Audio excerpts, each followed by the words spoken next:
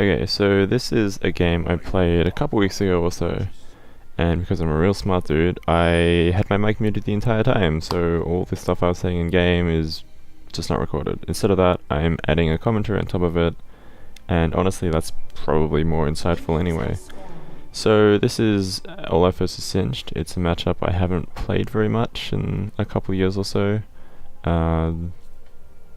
I haven't played as much Olaf in the past 2 years because he wasn't super strong, and Singed also fell out of favor a little bit after sort of season 3, maybe season 4 or so. Just became a less common pick. So I've brought Ignite to this matchup. Usually I go with Exhaust, as most of you would know. Ignite is an option against Singed depending on other picks. So they have a Sodrani. So Sodrani, you know, is not going to be that threatening in lane. Like, she has okay burst and some CC, but it's not like a Lee Sin or an Elise or something, which is extremely early game orientated. So that Ignite, not having the exhaust, like missing the safety of the exhaust, missing the damage reduction and the slow, it's not as big of a deal. And specifically against Singed, Ignite's really good against his ult, because his ult gives him healing, which Ignite will reduce. His ult gives him armor MR, which true damage ignores. And it also gives you enough burst to take him down before he just runs away, which is often an issue against Singed. So you just get that extra burst damage, and then you can take him down in like one like lethal combo, rather than having to have him walk away on just like 100 HP or something because you didn't quite have enough damage. So the way you play the lane, it varies a bit. You can play under your tower if you need to, you can play quite aggressive if you can get away with it. Specifically here, you saw him push the lane quite a bit early. So that meant that it was difficult to really contest the wave. Just because, you know, the minions all die and then you have to fight minions as well, and that's no fun. But once I was able to just Q harass him a little bit, you know, he saw he got super low. And that's really the way you need to play this matchup out, because Singed has no range. Like, he has nothing that's range except for his W, which obviously does no damage or anything. It's just a bit of a slow. So you just keep poking him down with Q, and eventually you can have him low enough that he can't realistically win an all-in against you. And at that point you can choose to all-in him if it's a good time, or you can just keep farming and he can't all-in you, and you can just bully him around a little bit. At the moment I have no mana, so I'm just looking to clear this wave out, and then head back home, TP back in. I'm pretty healthy, so like it's not likely that I'm gonna die. He's come back with Ruby Crystal, and then I horribly misplay. I just let him walk up to me and he flings me, and it sucks. But fortunately he has nothing after that. That's all he's got, so he just runs after me and there's nothing he can do. So I didn't play that very well, but at the same time it wasn't a particularly risky mistake to open myself up to, because again, you know, if he flings me in at this stage, when he doesn't have ult, he doesn't have heaps of cooldowns, it's not a big deal. Even here it's not too bad, and then he flings me and then I die. Because I literally haven't played this matchup in a year or two or something. So since then Singed got passive move speed, instead of having a passive that gives him HP for his total mana.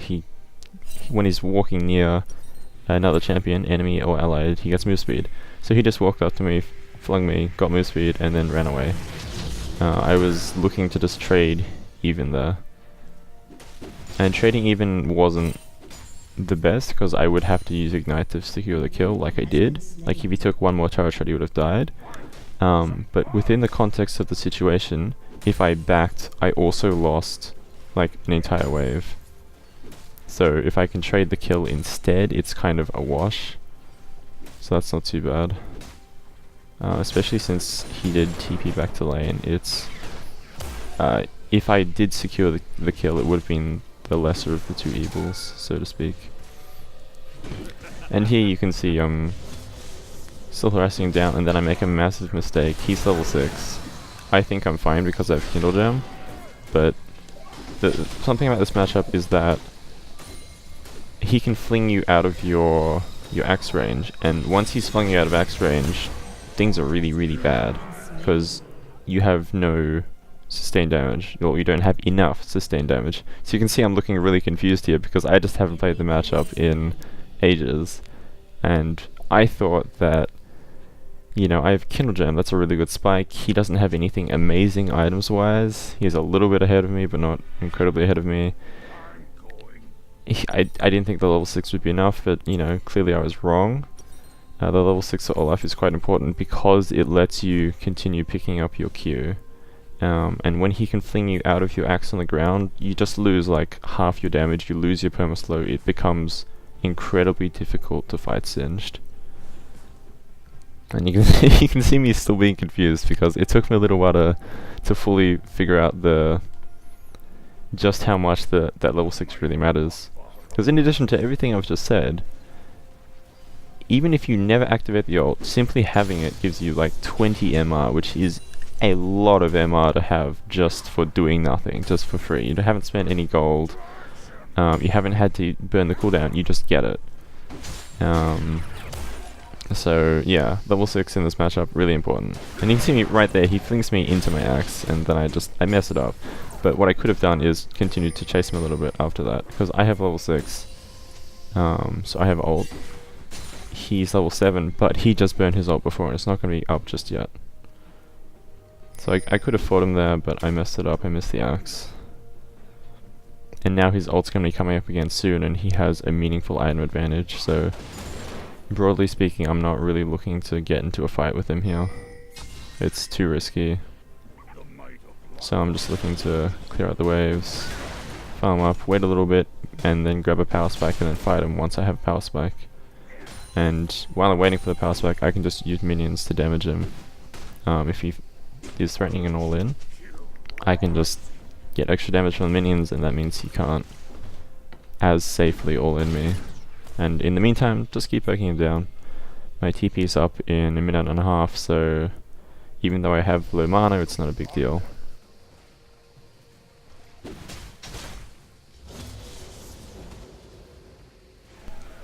I can see Sojourny, but it's difficult for them to dive me because I'm full health.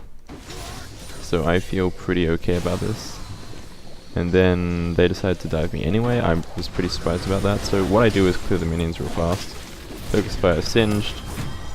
And then I use my stopwatch. I didn't play that perfectly. The ideal thing to do would be ult before the fling goes through. That way I am as close to my turret as possible. Being as close to the turret as possible means the enemy melee champions also have to be as close to the turret as possible, which means over the course of the dive they would have taken more damage. The other thing is I hourglassed way too early, which again left me a bit vulnerable because I did it so far away from my turret, so Johnny didn't have to walk out very far in order to like just the aggro turret. So she didn't die there, and I think if I played it perfectly she would have died and Singe would have died. I might have still died, but 2 for 1's a lot better than 1 for 1. Still, I don't think they should have dove me because I'm Olaf, I have ult, and I had ignite as well, and they obviously knew that. So mostly a bad dive on their part, but I also played that a little bit poorly.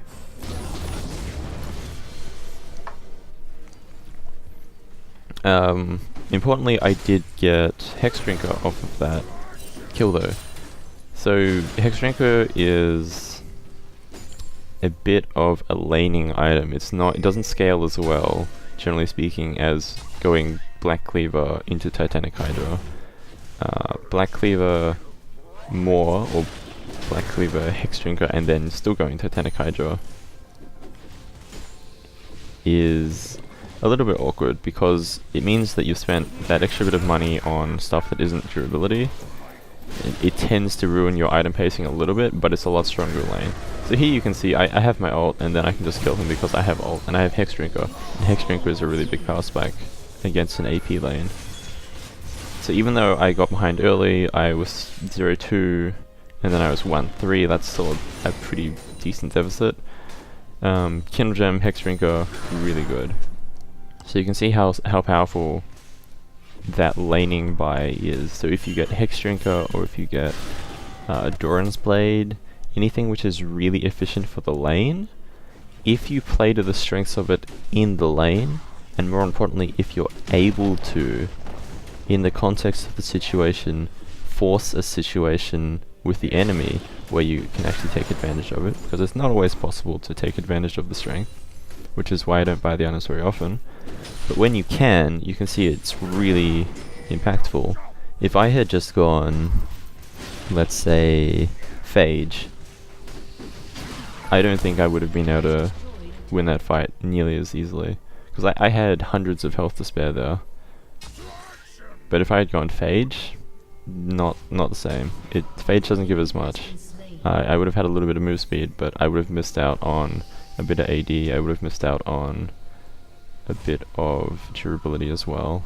So the fight would have probably been roughly even, instead of being heavily in my favor. And yes, he also misplayed a bit there, because he ulted super duper late. But even if he ulted slightly earlier, the Hex Drinker was the thing that meant I could fight him regardless of if he ulted early or ulted late, even though I was behind.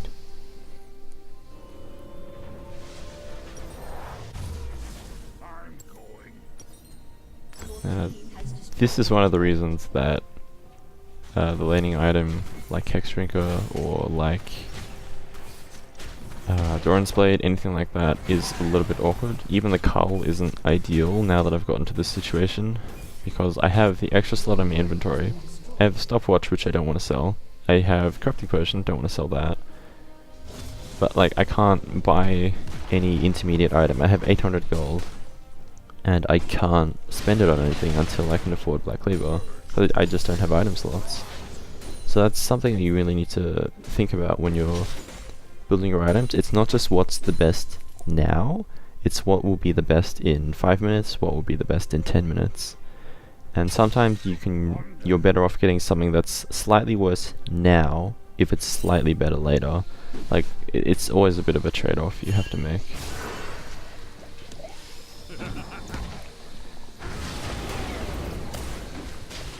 So once again, Hex Drinker plus ult, pretty valuable.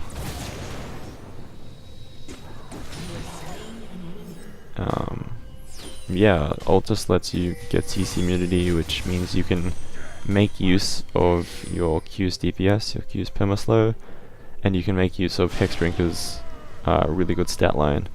Because Hex Drinker is way above curve for gold efficiency. The problem is it just doesn't scale as well. But if you can get a couple of kills using an item like Hex Drinker, or you can survive a couple of situations where you would have otherwise died, then that's totally worth buying. And you can see here a great example of making use of that.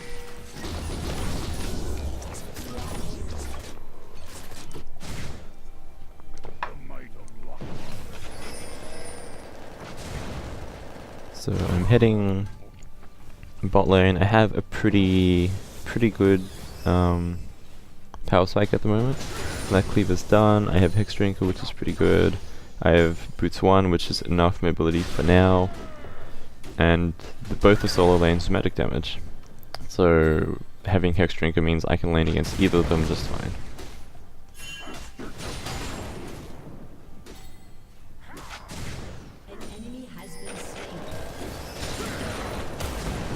You can see Corki does an okay amount of damage to me, but at the same time I also do a pretty good amount of damage to him if I do land a Q. And they also have a magic damage jungler. So that's, again, just one more factor you have to think about when you're deciding which items to get. I bought Hex Drinker when they had a magic damage top, a magic damage mid, a magic damage jungle, so it affects all of my early game fights because those are all the champions that will be near me during the early portion of the game. And they also have Varus, who does more magic damage than normal for an AD carry. So I've reduced the risk of the scaling thing because the MR is more useful against Varus than it would usually be against an AD carry. But then I've also made it more effective than usual early game because the entire top half of the map is magic damage based. So it's really efficient and it's fairly low risk as far as Hex Shrinker goes.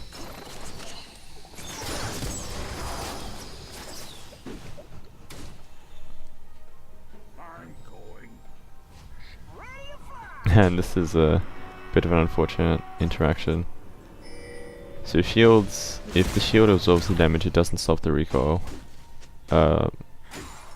So he was just standing next to the support. The support gave him a guardian shield because I damaged him, and then he just finished the recoil, and I was sad. At the moment, I have a few options as to what I can build. I can go into Titanic Hydra, like I can just leave the Hex Drinker as is. I could finish the Maw, or I could go for defensive items. I could also potentially go for something with mobility, like Righteous Glory, something like that. But for the most part, it's Titanic Hydra or Maw or defensive items. So at this stage, I'm not forced to pick just yet. Like I can just sit on the tab eye, and then sort of decide when I have more gold. Once the situation's played out a little bit more, I can get a better idea of what I should be building. Because at this stage, it's not completely clear whether I need to beef up now, or whether it's better to get some more damage and then beef up a little bit later. The benefit of laning against Corki in the side lane is he has no CC, so he can't stop your back. Or he can't stop, sorry, not stop your back, he can't stop your TP. So I can just TP in here, pressure singed away from the top half of the fight, and then they'll just collapse on Zyra and I'm sad. But at the very least, we only lose one person, even though they had a catch onto us, so that's not too bad, because Corki did TP in as well. And then it becomes a bit worse because Alistar gets picked, and once Alistar's picked, I can't safely clear all the minions away. So they just get a token for it, which is a bit unfortunate, but it's not too bad, especially now that we can re-engage because they overextended a little bit. Get a decent Oriole. Can't quite finish Corki, so I go for the ignite, and then he just dies anyway. I guess to minion damage or corrupting potion or something, I'm not 100% sure, but yeah, he dies, I don't ignite. Fight goes pretty well. So both teams sequentially had a good fight. Alistar's pinging for Rift Herald, but Ori's like, nope, Sodrani's alive. Probably looks at me, says Olaf is low, looks at herself, I'm not that healthy either, decides against it. And then just go for objectives. I'm close to 2k gold, and also close to popping my cull. So at this gold amount, I'm probably thinking I want more, because that's just a convenient gold amount. If I wanted to get Titanic Hydra, I'd have to sell something. Okay, so you saw me look at stone plate, so maybe I'm just looking to buy stone plate instead. I have a moderate amount of damage. We have Ori, Zyra, Zinzao, and Zinzao's, I'm pretty sure he's building sort of bruisery, like he's building some AD as well. He's not just building full tank or anything. So I probably saw that and saw that they had big carriers and decided, yeah, let's go stone plate. I think both would have been decent options, like going stone plate or going for upgraded Maw. But of the two, stone plate's definitely the safer option. Because my damage is pretty good. It's not quite 2 damage items, which is what you usually want on Olaf, but it's like 1.5 because I have Hex Drinker and I'm sitting on Cull as well.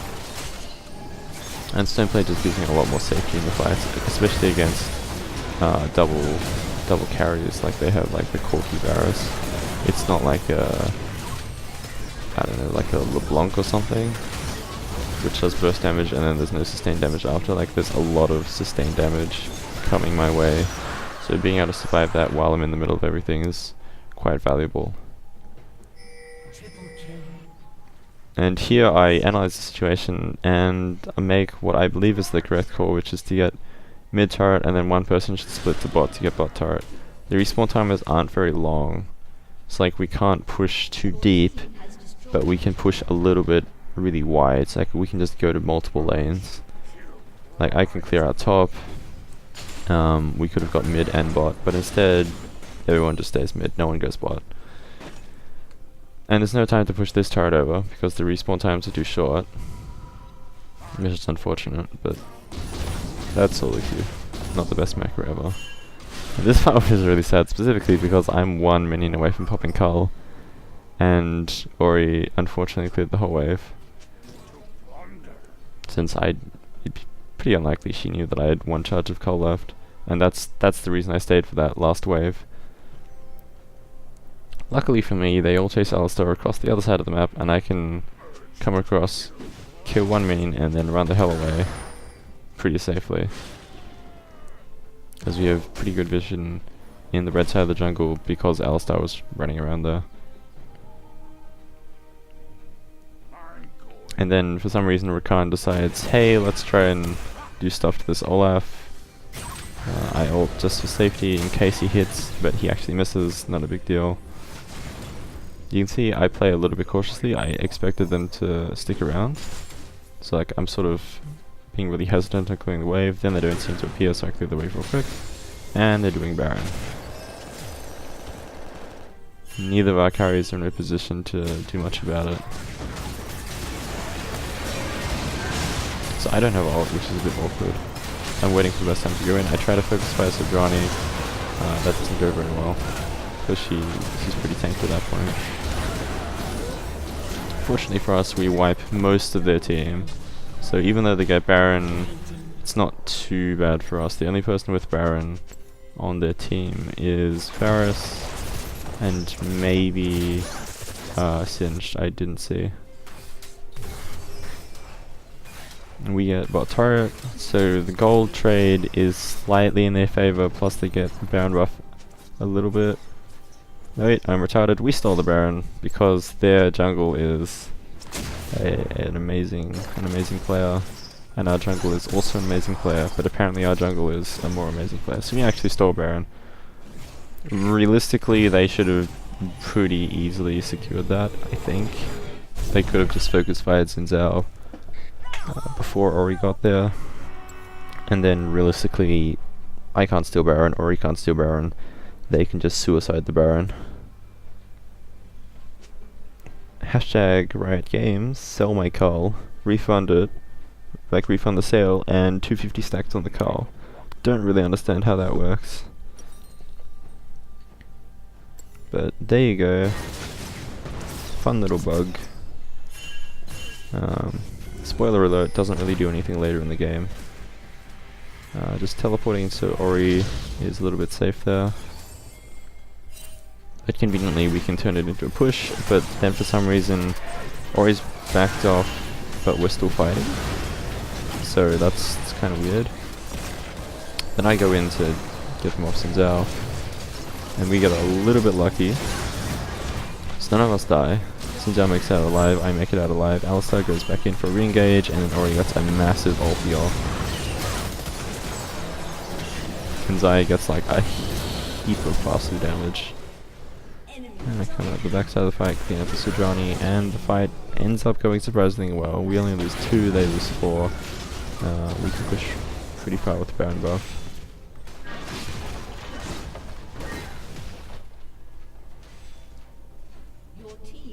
So I'm actually just trying to lower my health to get more attack speed, and then Ori shields me, which is kind of the opposite of what I wanted, but that happens surprisingly often. You have a Soraka who's healing you, or you have a Sona who's healing you, or a Janna or Ori or something that's shielding you in situations where you're specifically taking card shots to lower your attack speed, because it's hard for them to tell exactly what you want to do.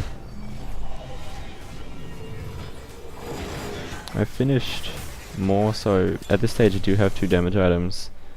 I can probably just keep building durability if I want to be safe.